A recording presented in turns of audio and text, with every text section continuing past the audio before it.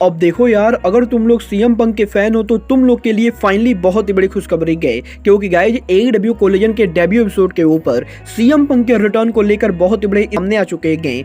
एडब्ल्यू और एनजेपीडब्ल्यू के forbidden Door के ऊपर एडम कोल ओकाडा को फेस करना चाहते गए। एडब्ल्यू के डबल और नथिंग पेपर व्यू को लेकर काफी सारे स्पॉयलर्स सामने आ चुके गए। थंडर रोजा के सुसाइड करने को लेकर थंडर रोजा ने बहुत बड़ा खुलासा कर दिया है।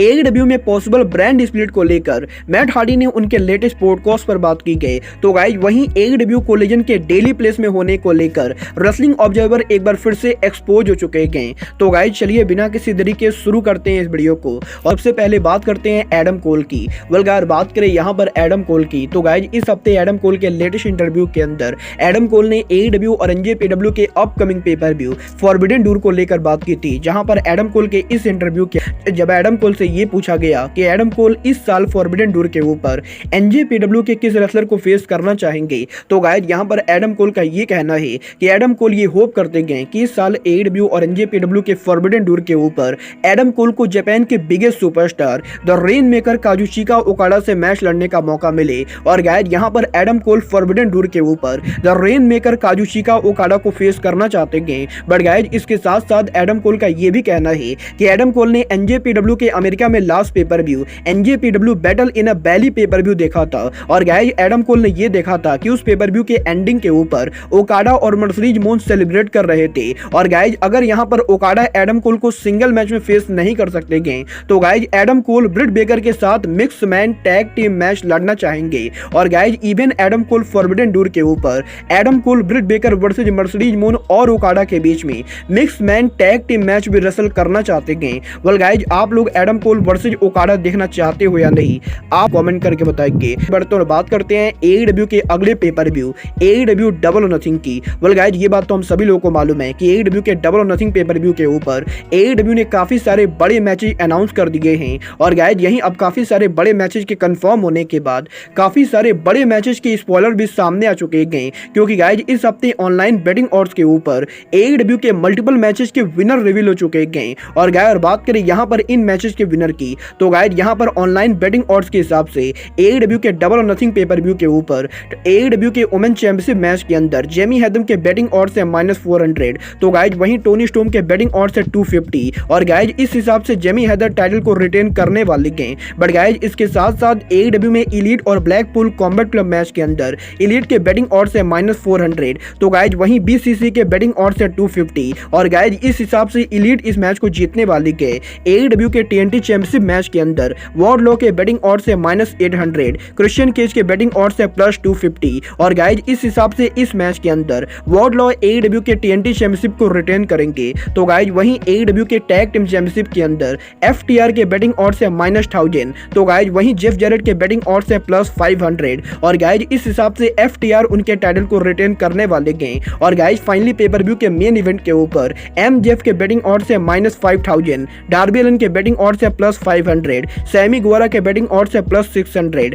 जंगल बॉय जैक पेरी के बेटिंग ऑड्स है +800। और गाइज इस हिसाब से एडब्ल्यू डबल नथिंग पेपर व्यू के मेन इवेंट के ऊपर एमजेएफ एडब्ल्यू के वर्ल्ड टाइटल को रिटेन करने वाले गए। और गाइज यहाँ पर इन बेटिंग ऑड्स को देखने के बाद मुझे तो ये बिल्कुल ही क्लियरली दिखाई दे रहा है क्योंकि डबल और नथिंग पेपर व्यू के ऊपर इस साल एडब्ल्यू का कोई भी टाइटल चेंज नहीं होने वाला है।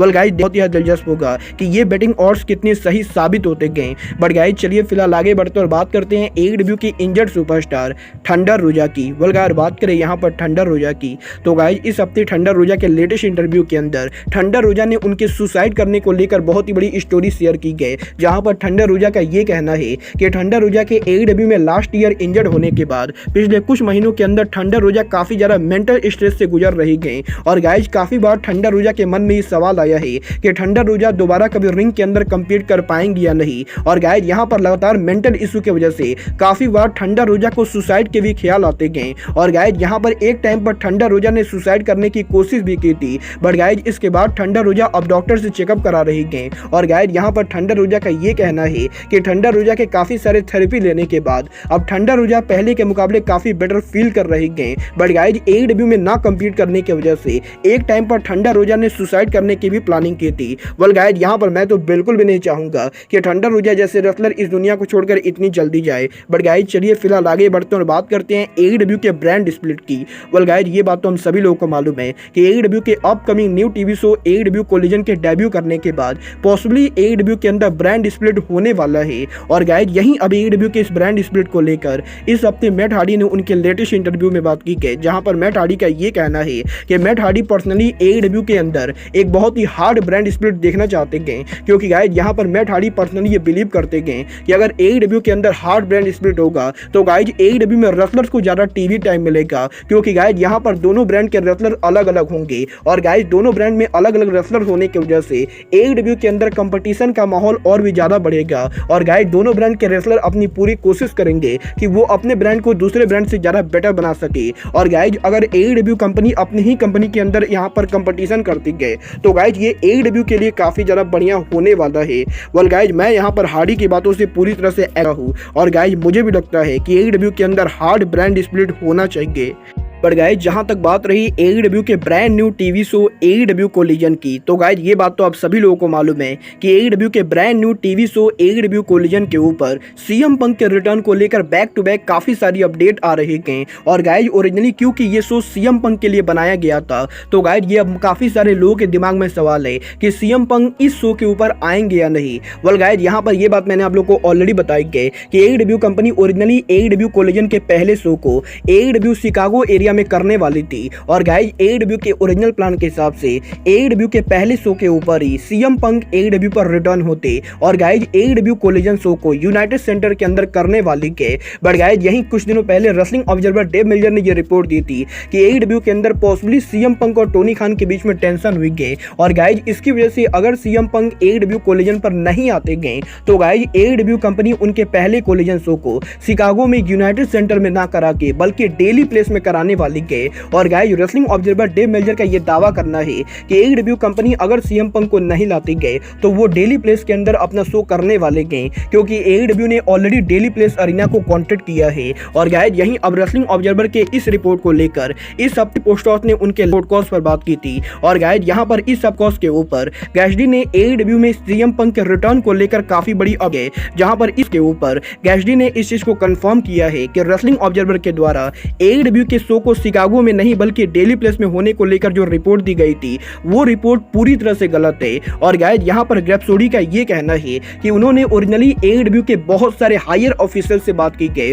और गाइज क्योंकि उनके पॉडकास्ट के ऊपर टोनी खान पहले भी काफी बार आ चुके गए, तो गाइज इसलिए ग्रेप्सोडी AEW के बैक स्टेज के ऊपर बहुत सारे लोगों को पर्सनल लेवल पर जानते गए। और गाइज यहाँ पर जब ग्रेप्सोडी ने AEW के बैक स्टेज के ऊपर पॉसिबली कोलिजन के डेली प्लेस में होने को लेकर बात की, तो गाइज AEW के बैक स्टेज पर लोगों का ये कहना है कि AEW के कोलिजन के डेली प्लेस में होने को लेकर AEW के अंदर कहीं भी किसी तरह की कोई भी बात नहीं हुई गई। और गाइज यहाँ पर अब ग्रेप्सोडी इस चीज को कंफर्म कर सकते गए कि रेसलिंग ऑब्जर्वर ने AEW कोलिजन के बैकअप वाली बात को लेकर जो भी रिपोर्टिंग की थी वो रिपोर्टिंग पूरी तरह से फाल्स और गलत थी। और guys AEW company daily place के अंदर उनके शो को नहीं करने वाली गए। वेल गाइज यहाँ पर एक बार फिर से रेसलिंग ऑब्जर्वर की रिपोर्ट पूरी तरह से एक्सपोज हो चुकी है। बट गाइज यहाँ पर मजेदार बात तो ये है कि अब AEW कंपनी के यूनाइटेड सेंटर में शो होने को लेकर खुद टिकट मास्टर की तरफ से बहुत बड़े स्पॉयलर सामने आ चुके हैं। वेल गाइज इस हफ्ते टिकट मास्टर के ऊपर टिकट मास्टर ने 17 जून को यूनाइटेड सेंटर के पार्किंग लॉट के टिकट को सेल करने की कोशिश की गई।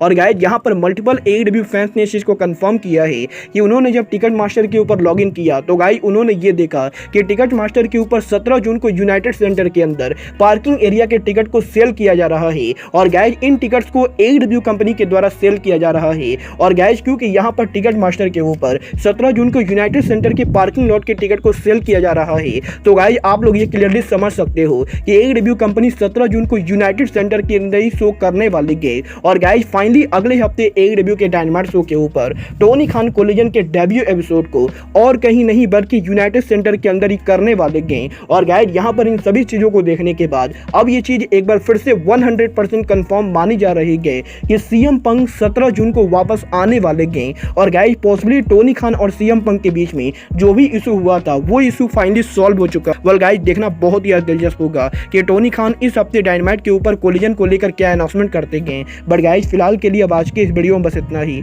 मैं मिलता हूँ आपसे अपने अगले वीडियो में। बट गाइज तब तक के लिए good bye, good night and bang.